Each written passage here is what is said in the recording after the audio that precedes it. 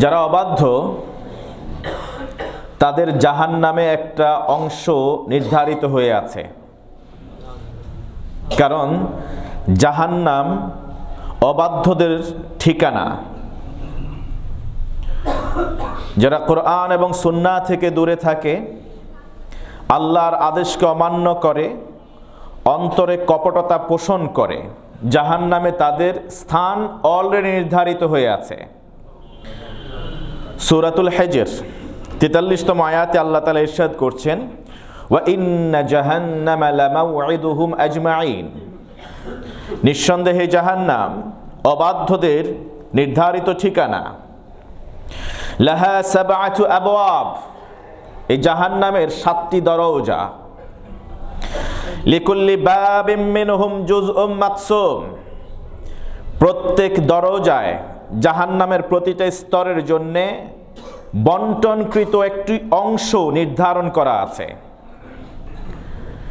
যারা শয়তানের পথ অনুসরণ করে, শয়তানের এজেন্ডাকে বাস্তবায়ন করে, নিজের নফস এবং নফসের খায়েশকে প্রাধান্য দেয় আল্লাহ এবং তার বিধানের উপরে, তাদের জন্য জাহান্নামের প্রতিটা স্তরে তাদের পাপ অনুসারে একটা জায়গা বরাদ্দ করা আছে। জাহান্নামের বিষয়ে কিছু প্রশ্ন বা তার অগ্রিম উত্তর দিয়েই আজকের মূল আলোচনায় আমি যেতে চাই। কারণ এই আলোচনার সাথে জাহান্নামের সম্পর্কটা বারবার উচ্চারিত হবে। বিদায় জাহান্নাম এর বিষয়ে সংক্ষিপ্ত আলোচনা করে ইনশাআল্লাহ তাআলা আমরা আমাদের মূল আলোচনায় যাব। আল্লাহ তাআলা আমাদেরকে এই অল্প সময়ে মূল্যবান কথাগুলি বলার এবং শোনার তৌফিক দান করুন। তবে তার আগে আল্লাহ তাআলার কাছে আমরা আশ্রয় চাই, পানাহ চাই। আল্লাহ তাআলার পা ধরে আমরা ক্ষমা চাই। আমাদের শরীরের সর্বোচ্চ সম্মানিত স্থান আমাদের নাক এবং কপালকে আল্লাহ তাআলার পায়ের নিচে সঁপে দিয়ে তার কাছে আমরা ক্ষমা চাই। আল্লাহ তাআলা যেন আমাদের সবাইকে জাহান্নাম থেকে হেফাজত করেন। ছোটবেলায় শুনেছি আমরা জাহান্নাম ৭টি, জান্নাত ৮টি। মূলত জান্নাত একটি, জাহান্নামও একটি, স্তর ভিন্ন।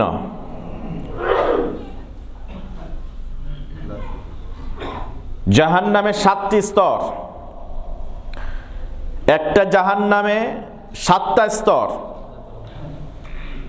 অথবা কোরআনের বাহ্যিক মিনিং যদি নেই ৭টি দরজা।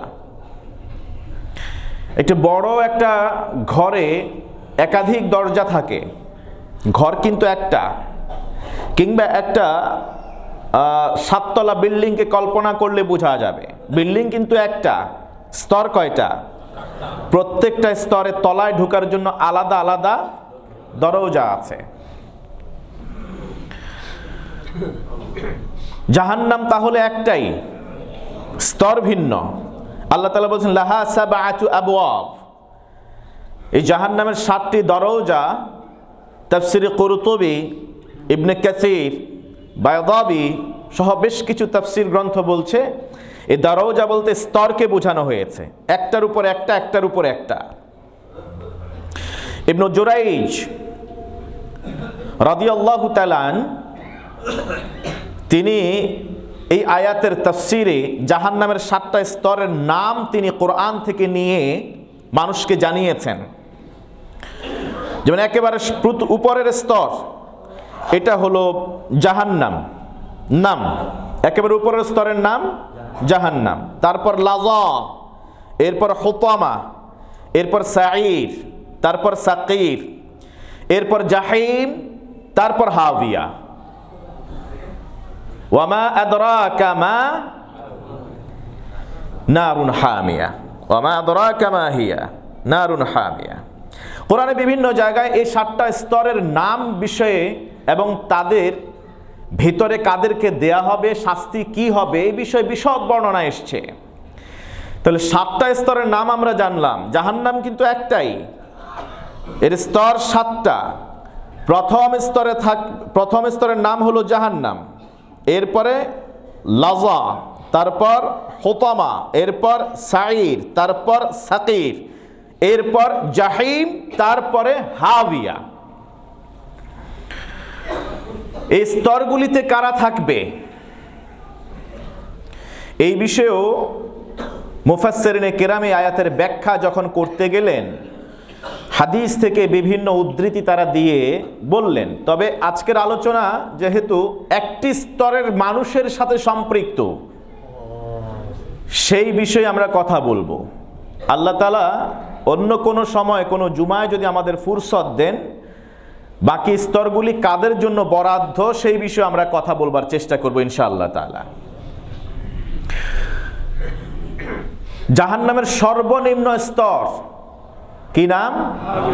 হাবিয়া। এই হাবিয়াতে 3 শ্রেণীর মানুষ থাকবে। প্রথম শ্রেণীর মানুষ মুনাফিক, ইন্নাল মুনাফিকিনা ফিদ দারকিল আসফালি মিনান নার। দ্বিতীয় শ্রেণীর মানুষ আসমান থেকে যে খাবার নাজিল হয়েছিল, কি নাম? আল্লাহুম্মা রাব্বানা আনজিল আলাইনা মাইদাতাম মিনাস সামা। মাইদা, এই মাইদা আল্লাহ তাআলা নাজিল করলেন, জান্নাতি খাবার। এই খাবার খাওয়ার পরেও, পাওয়ার পরেও যারা আল্লাহর অবাধ্যতা করেছে, নেয়ামতের নাশুকরি করেছে, তারাও এই কি বলা হয়, এই হাবিয়া নামক জাহান্নামে মুনাফিকদের সাথে থাকবে। আর সর্বশেষ প্রকারের মানুষ সেখানে যাবে, তারা হলো মূসা আলাইহিস সালামের যুগে রামসেস II এবং তার দলবল যারা আছে, ফেরাউনিক বাদশাহ, তার অনুসারী যারা, তারাও জাহান্নামের সর্বনিম্ন স্তর, সবচেয়ে কঠিনতর স্তর। মুনাফিক এবং আসহাবে মায়েদা, এদের সাথে এই ফেরাউন এবং তার দলবল সেখানে থাকবে। মজার বিষয় হলো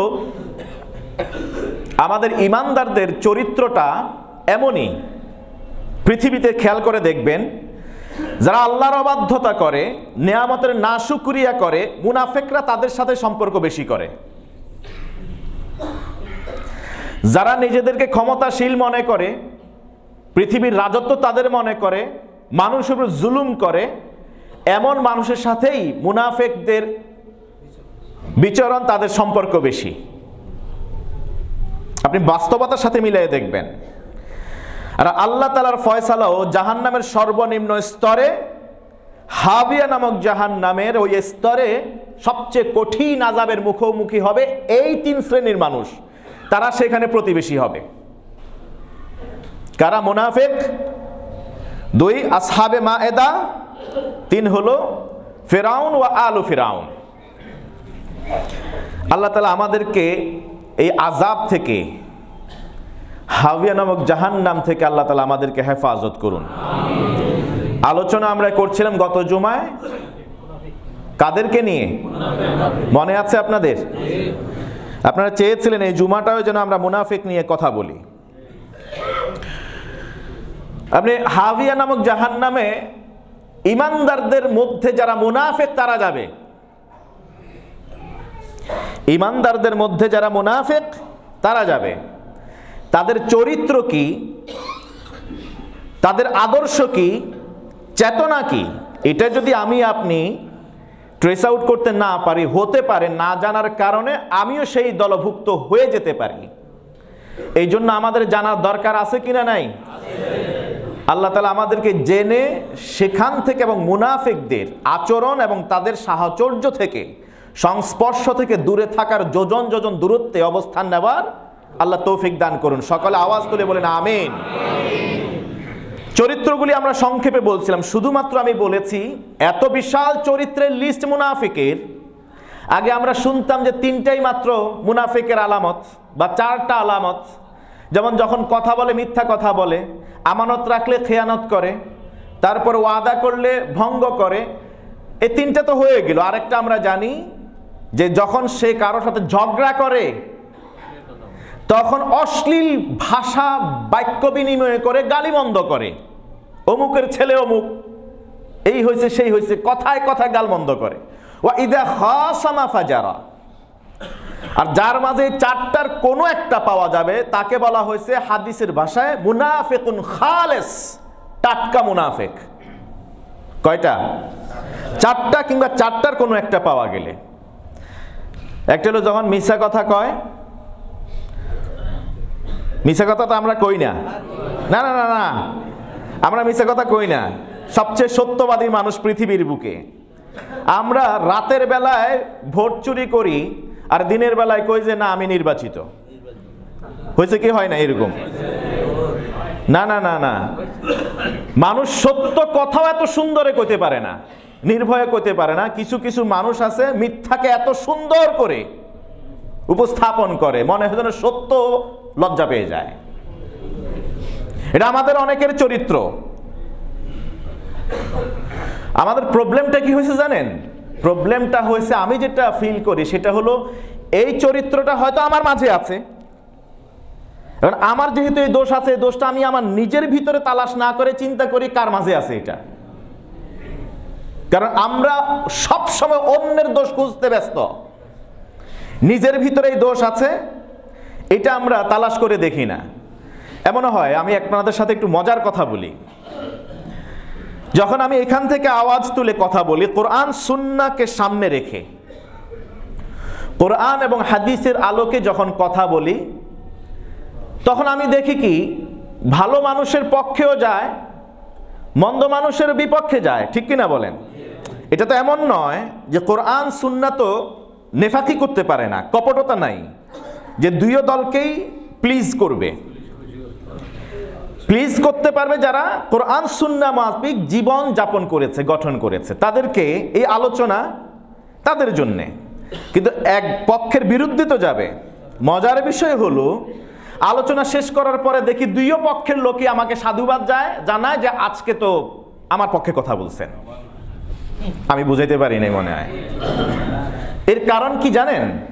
কারণটা হলো আমার ভিতরে যে সমস্যা আছে সেটা আমি দেখছি না, আমি এই সমস্যাটা খুঁজছি অন্যের মাঝে। অথচ বলা হয়েছে ইস্তাফতি নাফসাক ওয়াল তানজুর নাফসুম মা কদ্দামাত লিগাদ। সেলফ অ্যাকাউন্টিং এর কথা বলা হয়েছে, আত্মসমালোচনার কথা বলা হয়েছে। কোনো কথা শোনার আগে সাহাবীদের আমল ছিল এটা নিজের মাঝে আছে কিনা এটা খুঁজে দেখা। 40 জনের মুনাফিকের চার্ট আল্লাহ রসুল হুযায়ফা ইবনুল ইয়ামানকে দিলেন।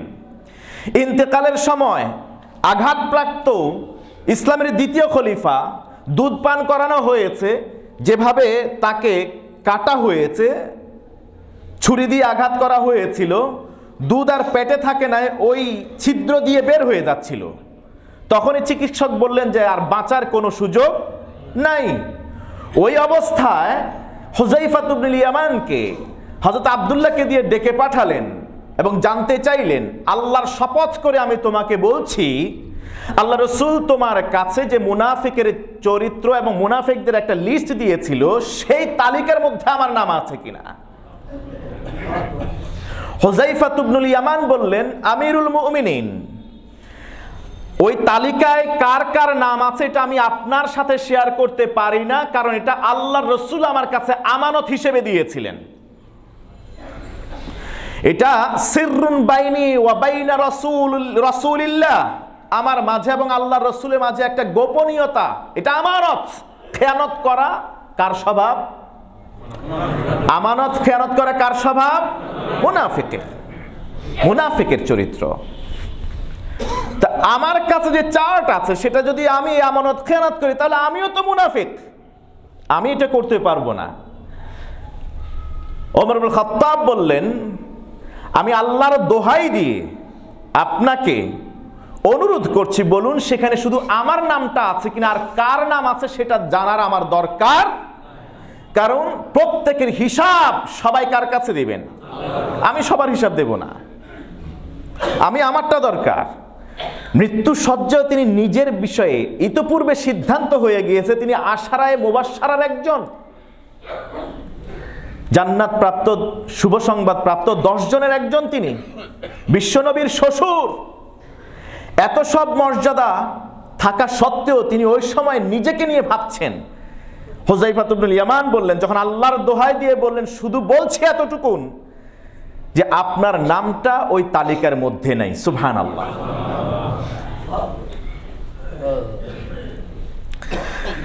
সমস্যা হয়ে গেছে। আমার আপনার অবস্থা হয়তো এরকম, ভাই আমি তো জানি আমার নাম নাই,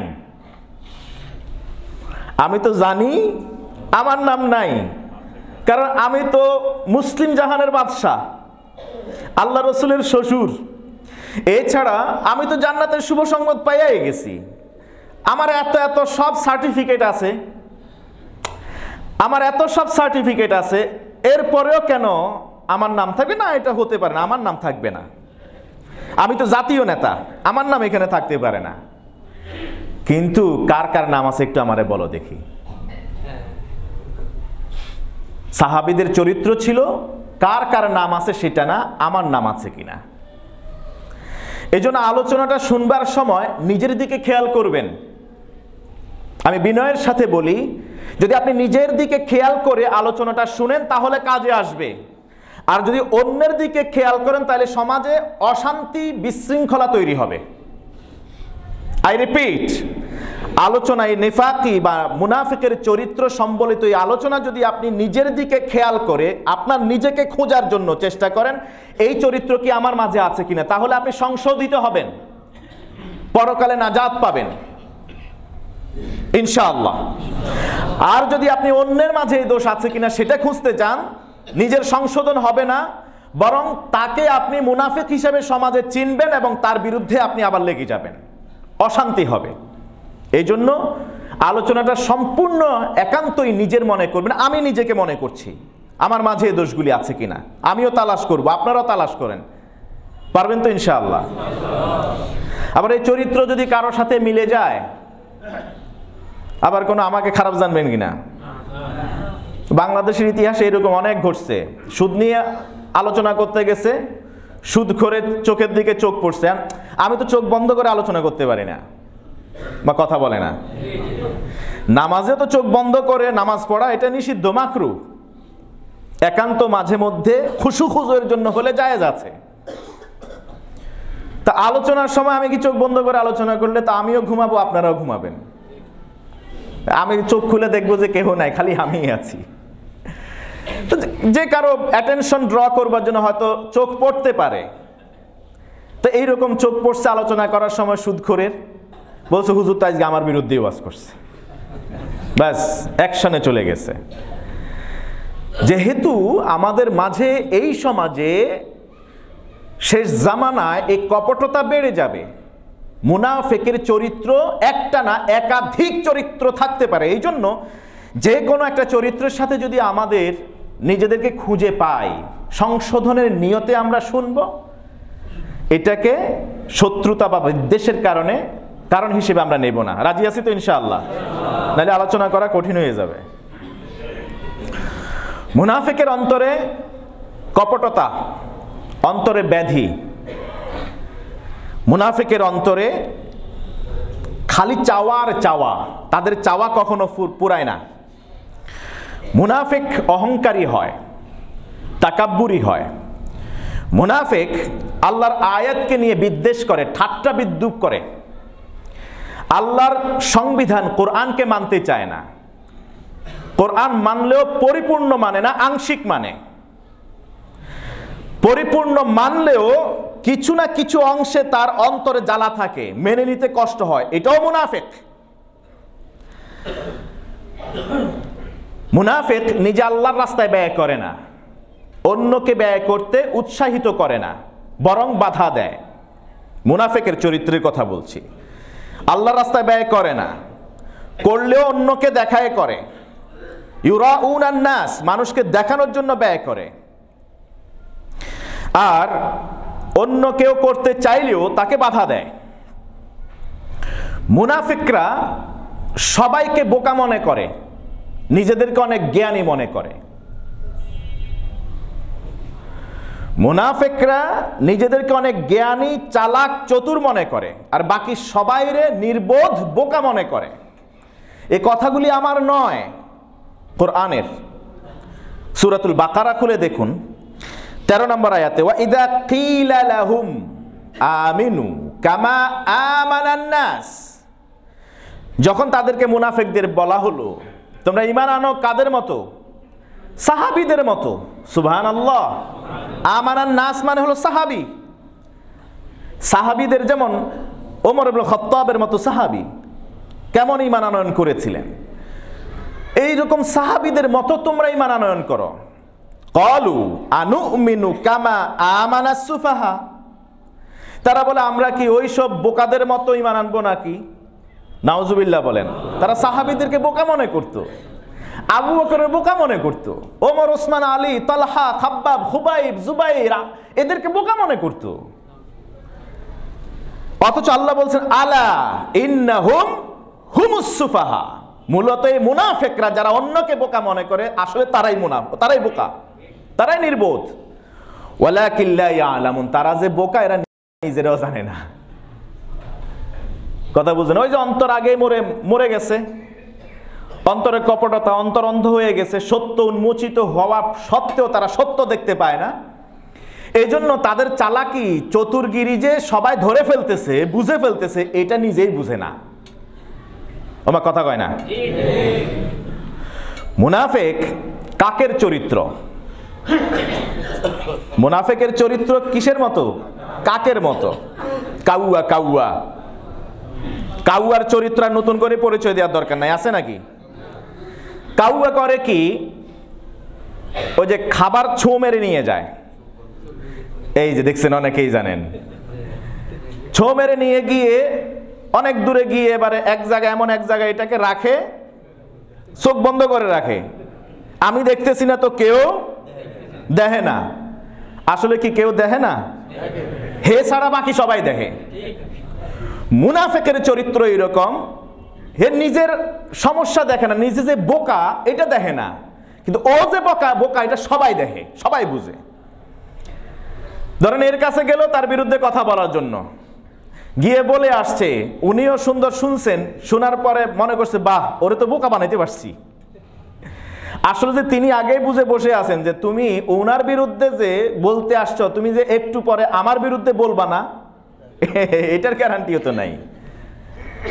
মুনাফিকদের চরিত্র আল্লাহ তাআলা একদম ক্রিস্টাল ক্লিয়ারলি ঘোষণা করলেন, ওরা নিজেদেরকে জ্ঞানী মনে করে, অন্যদেরকে বোকা মনে করে।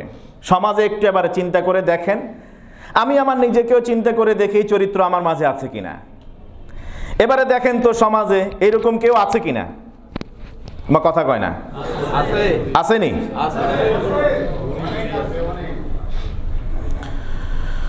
মুনাফিকদের আরেকটি চরিত্র হলো তারা কাফেরদেরকে বন্ধু বানায়, ইমানদারদেরকে না। মুনাফিকদের চরিত্র, তারা কাফেরদেরকে বন্ধু বানায়, ইমানদারদের সাথে তারা সামনে সামনে উপরে উপরে বন্ধুত্ব, ভিতরে ভিতরে শত্রুতা। মূলত তারা অমুসলিম কাফেরদেরকে বন্ধু, বোজম ফ্রেন্ড হিসেবে গ্রহণ করে, আর ইমানদারদেরকে বন্ধুত্বের ভাব ধরে, কিন্তু আসলে শত্রু। সূরা নিসার 138 এবং 39তম আয়াতে বিস্তারিত জানতে পারবেন।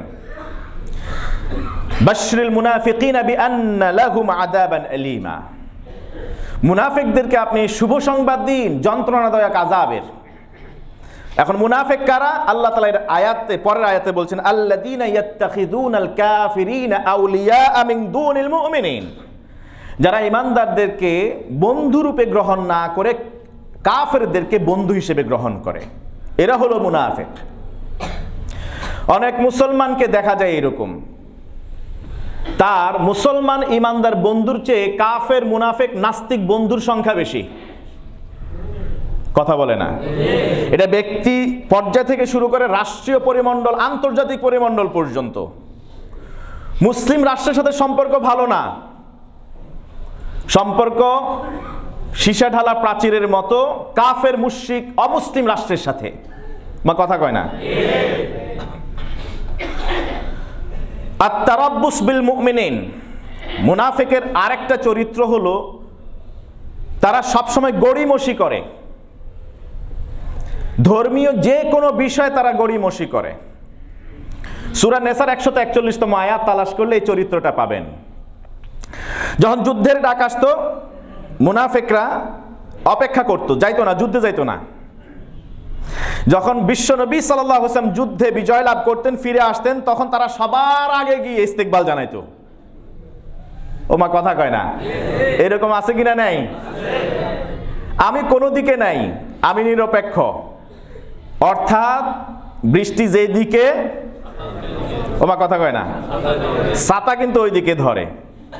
ঠিক কিনা? আছে কিনা? নাই। এরা হলো এক কথায় সুবিধাবাদী। এটাকে কোরআনের ভাষা বলা হয় আত-তারাব্বুস, সুবিধাবাদী। তারাব্বুস মানে হলো না ঘরকা না ঘাটকা, এদিকেও না ওইদিকেও না, মাঝামাঝি থাকে। যখন যেটার সুবিধা আসে তখন তার সাথে গিয়ে মিশে যায়। ওটা কায়া বদলায়, কথা বুঝে না, চরিত্র বদলে না, কিন্তু কায়া বদলায়। এরা আগে যেরকম পরেও সেই রকম, খালি বেশ পাল্টায়। চরিত্র কিন্তু আগেও নেফাকি, এখনো নেফাকি, শুধুমাত্র তার চেহারাটা পাল্টায় যায়। আল কাসাল ফিল ইবাদাত, আমি খুব সংক্ষেপে শুধু চরিত্রগুলি আপনাদেরকে বলে দিচ্ছি। ইবাদতের ক্ষেত্রে গড়িমসি করা মুনাফিকের আলামত। ইবাদত করার ক্ষেত্রে যারা গড়িমসি করে, আজান হয়ে গেছে, নামাজ দাঁড়িয়ে যাচ্ছে, এরপরও চায়ের দোকানে এখনো পর্যন্ত আড্ডায় মেতে আছে। আজান হয়ে গেছে, এখনো মুখে সিগারেট আছে কিনা? নাই। এরকম মসজিদের দিকে যায়, ওই দিকে পড়বো তো, সময় তো আছে। সূরাতুল মুনাফিকুন, সূরাতুন নিসা, বিশেষ করে সূরা নিসা 142তম আয়াত আপনি পড়বেন। ওয়া ইযা কামু ইলাস সালাতি কামু কুসালা, কোনো কারণে লোক শরমে অথবা পরিস্থিতি পরিবেশের কারণে বাধ্য হয়ে গিয়েও যদি তারা নামাজে দাঁড়ায় যায়, নামাজে মন নাই, গড়িমসি করে, অলসতা করে, এরকম ইমানদার মনে হয় নাই? যদি মনে করেন যে নাই, তাহলে ফজরের জামাতে এত মুসল্লি হয় না কেন যে মুসল্লি হয় মাগরিবের নামাজে?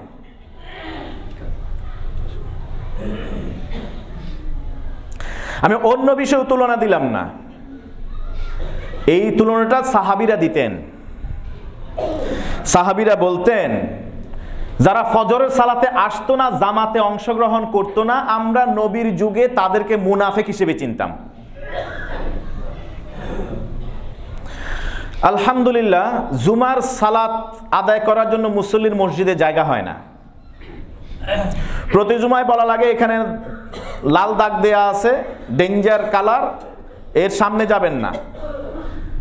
আপনারা যেখানে দাঁড়াইবেন সেখানে খেয়াল করবেন কাতার যেন সোজা হয়, বলি কিনা এগুলা। এবং দুই জায়নামাজে 3 জন দাঁড়ান, যাতে করে আরো ঠাসাঠাসি করে দাঁড়ানো যায়, মুসল্লির জন্য আরো ধারণ ক্ষমতা বেড়ে যায়। কিন্তু এই মুসল্লিগুলি তো আজকে সকালেও ম্যাক্সিমাম, 100% বলবো না, ম্যাক্সিমাম মুসল্লি বাসায় ছিলেন।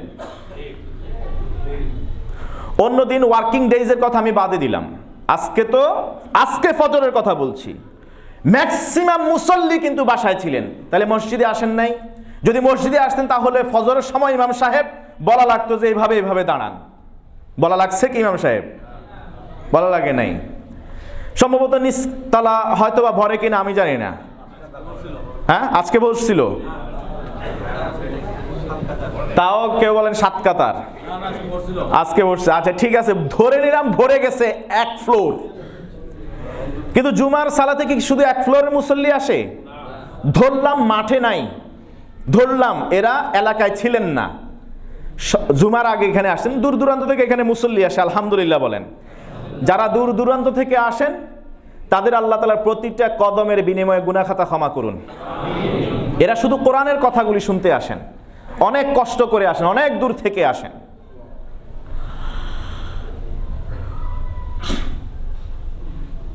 তো যদি এইরকম হয়, সাহাবীদের যুগে যারা ফজরের সালাতে জামাতে অ্যাটেন্ড করতো না তারা মুনাফিক, এটা সাহাবীরা ধারণা করতেন এবং এটাই দেখা যেত পরবর্তীতে আসলে তারা মুনাফিক।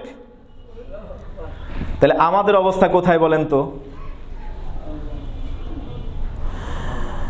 আজকে আলোচনা শেষে একটা রিকোয়েস্ট আপনাদেরকে করব ইনশাআল্লাহ। আমি নিজে একটা শপথ করব, আপনারাও একটা শপথ করবেন আশা করি ইনশাআল্লাহ, বলেন। তবে তার আগে চরিত্রগুলি আমি আরো সংক্ষেপে তুলে ধরি, শেষ হয়নি। মুযাবযাবিনা বাইনা যালিক, মুনাফিকের আরেকটা চরিত্র হলো আত-তারাদ্দুদ ওয়াত তাযাবযুব।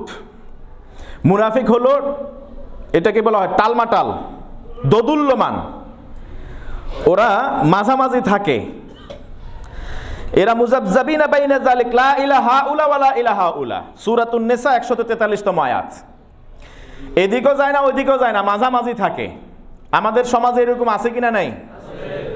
দল কিন্তু দুইটা, হয় আল্লাহর দল নচেত শয়তানের দল।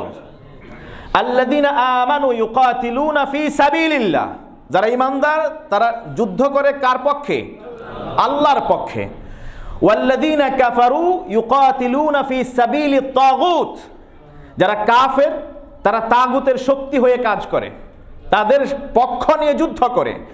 এবার আল্লাহ ঈমানদারদেরকে বলছেন ফাকাতিলু আউলিয়া আশ-শায়াতিন, শয়তান না, শায়াতিন, শয়তানদের বন্ধুদের বিরুদ্ধে যুদ্ধ করো তোমরা।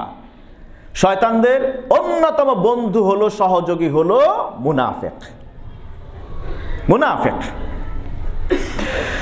মুনাফিকরা এদিকেও যায় না ওইদিকেও যায় না, কিন্তু আমাদের অনেক ঈমানদার আছে, না ডানে যায় না বাঁয়ে যায়, মাঝামাঝি থাকে সুবিধা নেবার জন্যে। এরা নিজেদেরকে ডানপন্থীও দাবি করে না, বামপন্থীও দাবি করে না, কয় যে আমি একেবারে উম্মতে ওয়াসাতা, মধ্যমপন্থী উম্মত। এই ক্ষেত্রে মধ্যমপন্থী না, মুআমালাতের ক্ষেত্রে মধ্যমপন্থী হওয়া উচিত। ঈমান এবং কুফরের ক্ষেত্রে মধ্যমপন্থী হওয়া। মেইন রোডে যদি আপনি একেবারে ঢাকা চিটাগং রোড বা ঢাকা ময়মনসিংহ রোডের মাঝখানে যদি আপনি গাড়ি চালান, অথবা আপনি হাঁটেন যে না আমি মধ্যমপন্থী, তোমার কথা কয় না। আপনি যদি এখন চট্টগ্রাম যেতে চান, আপনি যদি বলেন যে আমি মধ্যমপন্থী, ডানেও যাব না বাঁয়ে যাব না, মাঝখান দিয়ে যাব, মনে হয় আপনি ঘরে ফিরে আসতে পারবেন। আর আপনার কোনো অঘটন ঘটে গেলে এদের জন্য কি মানে সড়ক এর নিরাপত্তা দায়িত্বে যারা আছেন তারা কোনো জবাবদিহি করবেন না, কারণ আপনি তো নিজেই বেছে নিয়েছেন মধ্যম জায়গা। এই জন্য ঈমান এবং কুফরের যখন প্রশ্ন আসবে তখন মুযাবযাবিনা বাইনা যালিক খাওয়া যাবে না, তারাদ্দুদ সন্দেহ সংশয় থাকা যাবে না, হয় ডানে যেতে হবে নচেত বাঁয়ে, রাস্তা ক্লিয়ার করতে হবে, ঠিক কি না? মুনাফিক যারা, তারা কোরআন এবং সুন্নাহ থেকে সমাধান না নিয়ে তাগুতের কাছ থেকে সমাধান নেয়। আত-তাহাকুম ইলা তাগুত, তারা বিচার মানে, বিচারক হিসেবে তাগুতকে মানে, বিচারক হিসেবে মন গড়া সংবিধানকে মানে, কিন্তু কোরআনকে মানে না। এরা হলো তাগুত, যারা আল্লাহর বিচার ফয়সালাকে বাদ দিয়ে ইসলাম এবং কোরআন ও সুন্নাহর সমাধানকে বাদ দিয়ে অন্য সমাধান তালাশ করে, এরাই তাগুত। আর মুনাফিকরা কি করে? তারা এই তাগুতের কাছে সমাধান চায়, কোরআন সুন্নাহর কাছে চায় না। শুনেছি আমাদের দেশের নাকি কতজন বিচারক আমাদের প্রতিবেশী দেশে তারা যাবেন ট্রেনিং নিতে। যায় নাই, এখন যাওয়া এত সহজ? হ্যাঁ, ওমা, মুসলমানদেরকে বিচার করবে, তাদেরকে ন্যায্য হক তাদেরকে দিবে, তাদের অধিকার আদায় করে দেওয়ার জন্য বিচার কাজ করবে, ফয়সালা করবে। এই জন্য প্রশিক্ষণ নিতে যাবে অমুসলিমের কাছে। আরে ভাই, অমুসলিম তো মুশরিক, যারা ইহুদি খ্রিস্টানের চেয়েও বড় শত্রু হলো মুশরিক। এরা তো আমাদেরকে যে কোনো মূল্যে চাইতেছে শেষ করে দেওয়ার জন্য, আমার ঠিকানা পর্যন্ত মানচিত্র থেকে মুছে দিতে চায়, ঠিক কিনা বলেন? তাদের কাছ থেকে আপনি যাবেন বিচার কাজ শেখার জন্য প্রশিক্ষণ নিতে, আর সেই প্রশিক্ষণ আসলে আমাদের কপাল খুলবে নাকি দুর্ভোগ আসবে? আরে মিয়া, আপনার যদি বিচার কাজ শিখতে হয় কোরআন সুন্নাহর কাছে আসো। তোমার বিচার করার জন্য কোরআন হলো সবচেয়ে বড় সংবিধান। যারা এই সংবিধানের উপর ব্যুৎপত্তিগত জ্ঞান আছে তাদের কাছে আসো, তুমি তাদের কাছ থেকে তোমরা বিচার কাজ শিখো, প্রশিক্ষণ নাও। যারা মুনাফিক তারা এটা করে। যাইতে পারছে কি? ক্যান্সেল। আল্লাহ তাআলা বিচারকদের মেধা খুলে দিন, সকলে আমিন। দেশের জন্য কাজ করার তৌফিক দান করুন, সকলে আমিন। প্রশিক্ষণের বিকল্প নাই, তবে প্রশিক্ষণটা যথাযথ জায়গা থেকে হওয়া চাই, ভালো জায়গা থেকে হওয়া চাই। আল্লাহ তাআলা তৌফিক দান করুন। মুনাফিকদের আরেকটা চরিত্র আল ইফসাদু বাইনাল মুমিনিন। এর আগের যেটা বললাম সেটা সূরা নিসার কি বলা হয় 60তম আয়াত রেফারেন্স। এখন যেটা বলছি, মুনাফিকদের আরেকটা চরিত্র হলো তারা দুই ঈমানদারের মাঝে দ্বন্দ্ব তৈরি করে। এই চরিত্রটা মনে হয় অনেক বেশি। এদিকেও আমার একদম বাস্তব চোখে দেখা, আমার পিছনে নামাজ পড়া, এই মসজিদে না, অন্য এক মসজিদের কথা বলতেছি, নাম নিচ্ছি না, এত মহব্বত করে হুজুরের সাথে, এত সম্পর্ক। বিশ্বাস করেন এমন কোন জুমা যাইতো না যে জুমায় হুজুরের সাথে দেখা করা, মুসাফা করা ছাড়া, বুক মিলানো ছাড়া যাইতো। আমাদের সাধারণত ইমামদের, খতিবদের পিছনে তো ইমাম মুয়াজ্জিনরা দাঁড়ায়, খাদেমরা দাঁড়ায় দুই পাশে। আর এই কয়টা জায়গা এটা নির্ধারিত বিশ্বনবীর যুগ থেকেই। এখনো কাবা ঘরে দেখবেন একেবারে ইমাম, উনি নামাজ পড়ান না, একজন ওখানে নিযুক্তই করা আছে, ইমাম বরাবর পিছনে দাঁড়াবেন। তিনি শুধু কোন জায়গায় ভুল হলো না হলো, লোকমা লাগবে কি লাগবে না, এইটা তদারকি করার জন্য দাঁড়ান। এই জায়গা, দুই তিনটা জায়গা যদি লোক থাকে, যদি না থাকে অন্তত একটা জায়গা ইমাম বরাবর পিছনের জায়গাটা, এটা ফিক্স। এখানে যেন তেন মানুষ দাঁড়াবে না। এখানে ইমামের স্থলাভিষিক্ত হতে পারে, নায়েব হতে পারে, এইরকম একজন দাঁড়াইতে হয়। কথা বুঝেন নাই? তো এইরকম হয়েছে। সালাম ফিরানোর পরে, বাস মুসাফা করার পরে ডানে হলো প্রথম ইমাম, বাঁয়ে হলো সানি ইমাম। এদিকে ফিরে হুজুরের সাথে মুসাফা করে কয় যে, জানেন আপনার ওই হুজুর কি করছে? এই কাজ করছে। আবার এনার দিকে ফিরে বলতেছে, জানেন আপনার ওই হুজুর কি করছে? এইটা করছে। লাগাই দিল দুই হুজুরের মাঝে। এটা কিসের চরিত্র? মুনাফিকের। সূরাতুত তাওবার 47তম আয়াত আপনি দেখবেন। ওই যে এখন নির্বাচন, তো কি কালকে নির্বাচন নাকি? কই? আগামীকাল নির্বাচন। প্যানেল কয়টা? কথা কয় না। প্যানেল কয়টা? দুইটা। এক দল আছে সুবিধাবাদী, এরা কোনো প্যানেলে যায় নাই, কোনো প্যানেলে যায় নাই। মাঝখানে আছে, একবার এই প্যানেলে যাই এক কথা লাগায় ওই প্যানেলের বিরুদ্ধে, আবার এই প্যানেলে আসে এই প্যানেলের বিরুদ্ধে লাগায়। এরকম আছে কিনা? নাই।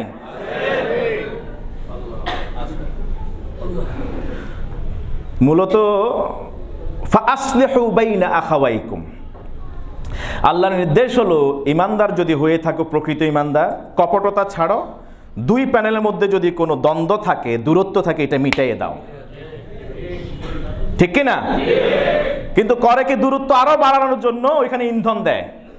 এরকম ইমানদার মুমিন নামাজি আমাদের এখানে নাই? আছে। মুনাফিক কথায় কথায় কসম করে। এটা রেফারেন্স সূরা তাওবার 56 এবং 57তম আয়াত। কথায় কথায় যে বেশি তওবা করবে, আরবদের ক্ষেত্রে প্রযোজ্য না। আরবরা কথার আগে ওয়াল্লাহি তাল্লাহি বিল্লাহি এগুলা বলে, এগুলা তাদের ভাষা। কিন্তু আমাদের দেশে ওই ওয়াল্লাহি তাল্লাহি বিল্লাহি তো বলা, আল্লাহর কসম, আল্লাহর শপথ, কি রে কই দিয়ে কইতেছি, হ্যাঁ তোর মাথায় হাত দিয়ে কইতেছি, এগুলো হইল কোথায় গেলে এই অবস্থায় যায়। কারণ ইতোপূর্বেও এরকম ধোকাবাজি করছে, মুনাফিকি করছে, নিজের অবস্থা ওই রকম নিয়ে গেছে। এখন কসম করা ছাড়া, মাথায় হাত দেওয়া ছাড়া, কোরআনে হাত দেওয়া ছাড়া ওর কথা কেউ বিশ্বাসই করে না। বুঝেন নাই? প্রকৃত ইমানদার কথা বেশি জোরে কোয়া লাগে না, দুইবার বলা লাগে না। বলা লাগে কি? মূলত কথাই কোয়া লাগতো না। নবীজি আংটি খুলে ফেলে দিয়েছেন, স্বর্ণের ছিল। সাহাবীরাও কোনো কথা ছাড়াই আংটি খুলে ফেলে দিয়েছেন, কারণ এটা স্বর্ণের। নবীজি নামাজে দাঁড়াইয়া জুতা খুলে ফেলে দিছেন। নামাজ শেষ করে বলার অপেক্ষা নাই, নামাজের ভিতরেই সাহাবীর জুতা খুলে ফেলে দিছেন। সুবহানাল্লাহ কইবেন না? বলা লাগছে কিছু?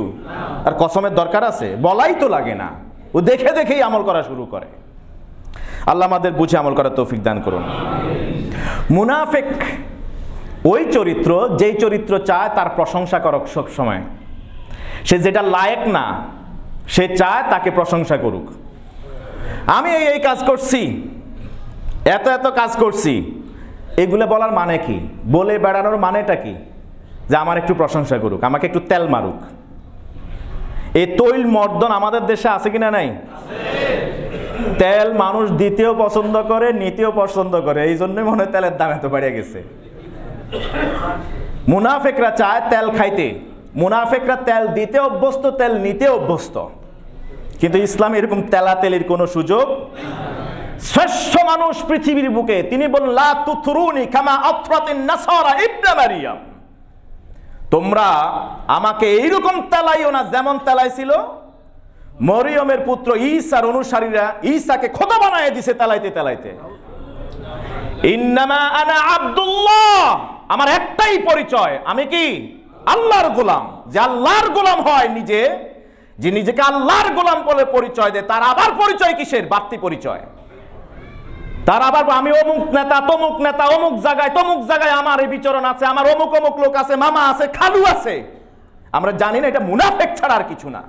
যার যত বেশি লিঙ্ক সে তত বড় মুনাফিক। ওই মুনাফিকি চরিত্র থেকে বেশি বের হয়ে আসতে হবে। সম্পর্ক থাকবে একজনের সাথে, তিনি কে? আল্লাহ। লা ইয়াখাফুনা লাউমাতা লাইম, কোন নিন্দুকের নিন্দা, ষড়যন্ত্রকারীর ষড়যন্ত্রকে সত্যিকারের ঈমানদার কখনো ভয় পায় না। ঈমানদার মরে একবার, মুনাফিক ডেইলি মরে 1000 বার। ঈমানদার মরে কয়বার? আর মুনাফিক ডেইলি মরে 1000 বার। না জানে রাসূলের যুগে এরকম হইতো, মুনাফিকরা সব সময় ভীতি সন্ত্রস্ত থাকতো, আতঙ্কিত থাকতো, না জানে এখন ওহী নাজিল হইতেছে, না জানে ওহী নাজিল হইতেছে। এই জন্য যে কোনো সময় তারা ত্রাসের মধ্যে থাকতো।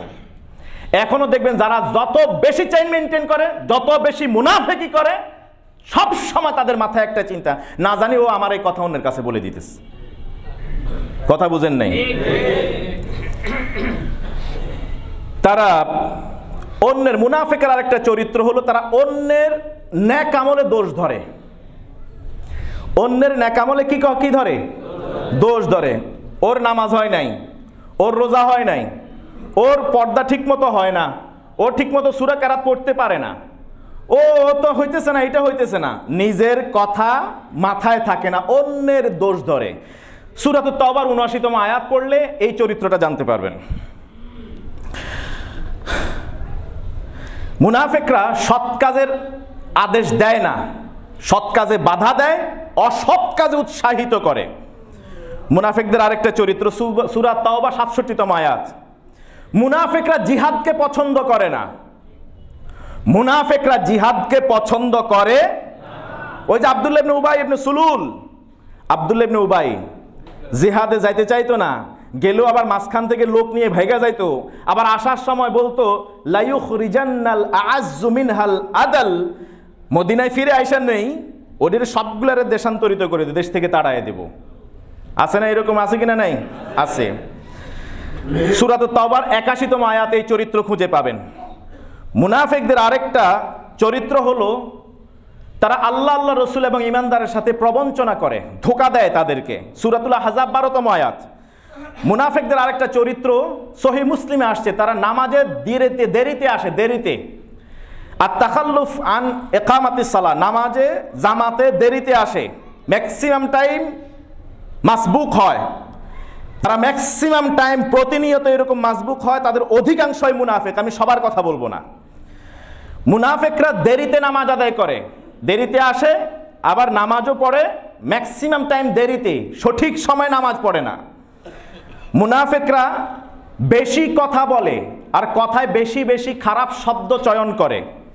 আর ঈমানদাররা লজ্জাশীল, কথা বলে কম। ঈমানদাররা লজ্জাশীল, কথা বলে কম। মুনাফিকরা কথা বলে বেশি, তাদের লজ্জা কম। সহিহ তিরমিজি মুনাফিকরা, আমি আমার আলোচনার আজকে ইতি টানতে চাই, আর কথা না বলি। মুনাফিকের এই চরিত্র যাদের মাঝে আছে, এই চরিত্রগুলি এখনই আমাদের ছেড়ে দেওয়া দরকার। চরিত্রগুলি যদি আমরা ছাড়তে না পারি, তাহলে ওই যে হাবিয়া নামক দোজখে আমাদের যেতে হবে, এবং তখন সেখানে আমাদের প্রতিবেশী হবে কারা? দুই শ্রেণীর দলের কথা বলছিলাম, ফেরাউনের দলবল আর হলো যে আসহাবে মায়েদা, তাদের সাথে আমাদের থাকা লাগবে। আর সবচেয়ে কঠিনতর শাস্তি হবে ওই হাবিয়াতে, সব স্তরের চেয়ে বেশি কঠিন শাস্তি।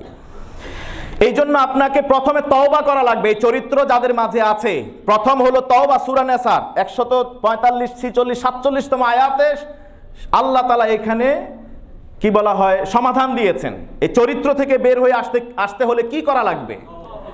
প্রথমে তওবা করতে হবে। ওয়া আসলাহু, আপনার কারণে দুই টিমের মধ্যে বা একাধিক মানুষের মাঝে যদি দ্বন্দ্ব লেগে থাকে, সেটা সমাধান করে দিতে হবে। কালকে নির্বাচন, যদি এইরকম কেউ মাঝামাঝি থেকে শুধুমাত্র ফায়দা লুটার নিয়তে দুই টিমের মাঝে, দুই প্যানেলের মাঝে দ্বন্দ্ব তৈরি করে দিয়ে থাকেন, আজকে এই মুহূর্তে আমি আপনাদেরকে বলছি, কোরআনের সূরা নিসার 146তম আয়াত অনুযায়ী, যে আপনি দুই তওবা করুন প্রথমে, এরপরে দুই টিমের মাঝে, দুই প্যানেলের মাঝে সমঝোতা করে দিন দ্বন্দ্ব থেকে, যে আমার কারণে এই সমস্যা হয়েছে। ওয়া আতাসামু বিল্লাহ, তৃতীয় করণীয় হলো এক আল্লাহর রজ্জুকে আঁকড়ে ধরতে হবে, ভাই ভাই হয়ে সমাজে থাকতে হবে। ওয়া আখলাসু দীনাহুম, দিন পালনের ক্ষেত্রে কোনো কপটতা থাকবে না, ইখলাসের সাথে আমল করতে হবে। ফাউলাইকা মাআল মুমিনিন, তবেই তো তারা ঈমানদার হতে পারবে। সুবহানাল্লাহ বলেন। তাহলে মুনাফিকের চরিত্র থেকে ফিরে আসার জন্য প্রথমে তওবা, দ্বন্দ্ব যদি আমার কারণে হয়ে থাকে নিরসন, এরপরে কি করতে হবে? এক আল্লাহর রজ্জুকে আঁকড়ে ধরতে হবে। আর 4 নাম্বার হলো দিনকে একনিষ্ঠভাবে পালন করতে হবে। তাহলে ওয়াসাউফা ইউতিল্লাহু আল মুমিনিনা আজরান আযীমা, আল্লাহ তাআলা এই ঈমানদারদেরকে মহা প্রতিদান দিবেন। শেষ যে শপথের কথা বললাম, শপথ আমি নেব, আপনারা নেবেন কিনা চিন্তা করে দেখবেন। মুনাফিকদের আল্লাহ রাসূল জানাজা পড়াতেন না,